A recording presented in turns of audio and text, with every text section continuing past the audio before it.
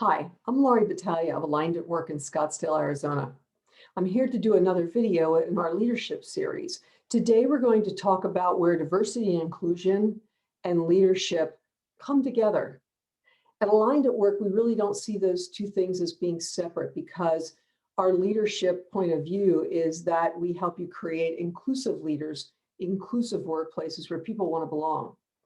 So as our company decided to sort of do a little bit of a turn and go into diversity, inclusion, equity, and belonging types of training, consulting, and work to help organizations get clear on how they want to address that, we found that our leadership model, which was created in previous times, really lent itself well to a diversity lens. So we're going to walk through very briefly our leadership model, which we call the Aligned Leader Model, from the lens of diversity, inclusion, equity, and belonging. Now, in case you're not familiar with that, diversity talk has been around for quite a while. I would say at least 20 to 25 years in corporations and organizations. We've been talking about diversity. How do we get people that work together who do not share common backgrounds or languages or genders or race, religion, politics, all of those things come together. They're getting even more interesting these days than they used to be. How do we get that? And then from diversity, we started talking about inclusion because just because you brought people together didn't mean that they necessarily felt included. Equity came into the conversation around the same type of time as belonging did. So equity is not about equal things for all, but it's treating each person so that they feel that they've got an equal point of view. There's a great visual where people are standing on boxes. The tall person doesn't need the same size box as the short person does, but everybody needs to see over the fence. Belonging is another big piece of it. Belonging means that people actually feel like they belong at your company. And that is really a gut level feeling. I always say that you know when you don't belong because it feels like there's a list and you're not on it. And I've had the feeling where I was on the list and I wasn't on the list. So it depends a lot of times on the workplace, the culture, and definitely on the leader that you work with or work for. So let's take a look at the Aligned Leader Model and how it comes together from this lens of diversity, inclusion, equity, and belonging. The first piece of the model is really about honoring the people. Now, if we look at that through the lens of all these different types of people coming together in the workplace, we really have to look at each person as an individual human being, something I've been talking about for a long time. When we honor the people, we realize that each one has a different type of life.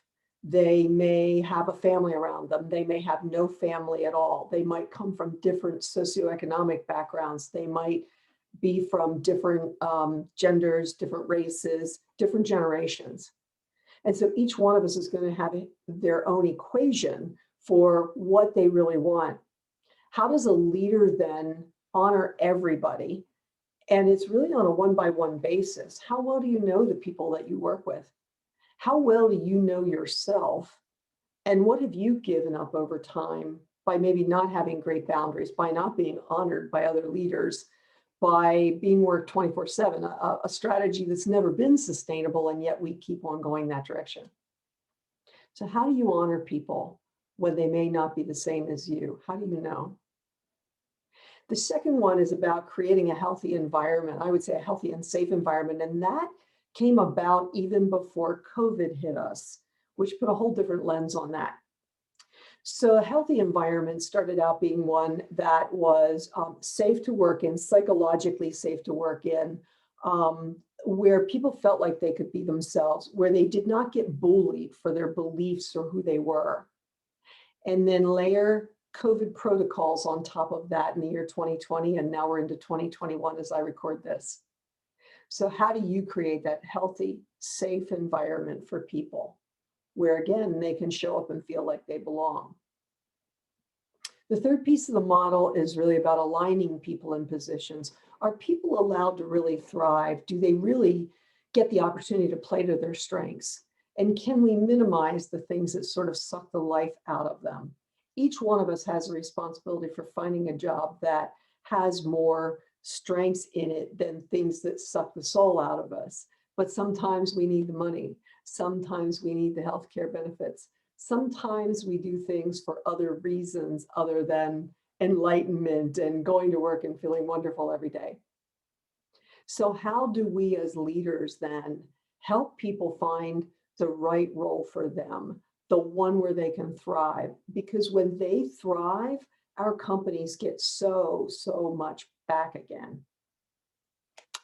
The next piece is really about the leader themselves. It's called do as I do leadership. So most of us have heard of, don't do as I say, or don't do as I do as I say. That doesn't cut it, because when we're leaders, everybody's watching us, whether we believe it or not. From the minute we supervise our first person and we think they above us on the corporate ladder are who we watch, but we're not getting watched. Well, guess what? You are getting watched. And the people are looking for a leader, as one of the consultants I used to work with would say all the time. So when that happens, the actions we take speak so much louder than our words. Now let's look at that from the diversity lens of taking an organization into diversity, equity, inclusion, and belonging. Maybe they've never really done anything consciously about it before. Maybe they have, maybe they've got pieces of a program. But let's say that there are leaders that don't really buy into this stuff, and they show it by the way they show up every day. They show it by their actions, they show it by their words. People pick up on that. There's never a time that leaders can really snow us that we don't get it on some gut level of what's really going on. So do as I do is so important, to model the behavior that you expect others to have in the workplace or in life in general. And surrounding all that, and even more important as our next generations come into the workplace, is serving a greater purpose. People want to know why they're working where they're working. What difference do they make? What kind of good things is your company doing in the world? What are you doing as a leader? So let me just show you for a minute what this model looks like when it's all put together. I'm going to share my screen. And you should be seeing the Aligned at Work model right now. So you'll see how those pieces come together. You'll see a few statistics at the bottom of the screen about inclusive companies and why it's so important from a business perspective. I think the human perspective ought to do it for us. But realistically, many of our leaders need the stats to show us that it is the right thing to do. So we're 120% more likely to hit our financial goals, 1.4 times more revenue in diverse companies and in inclusive companies, 1.7 times more innovative, and 83% of millennials, and let's not forget Gen Z behind them, Gen X and the boomers ahead of them, actively engaged in their work. What are you doing to lead well, to lead inclusively, and to view diversity, inclusion, equity, and belonging as a piece of leadership and self-discovery? If you'd like to have us help you unpack all that, here's our contact details. You can just write to us at support@aligned@work, pick up the phone and give us a call, or take a look on our website and you'll see even more. Thanks for listening today. I hope you understand now that diversity, inclusion, equity, belonging, inclusive environments, great leadership all comes together. See you on the next video.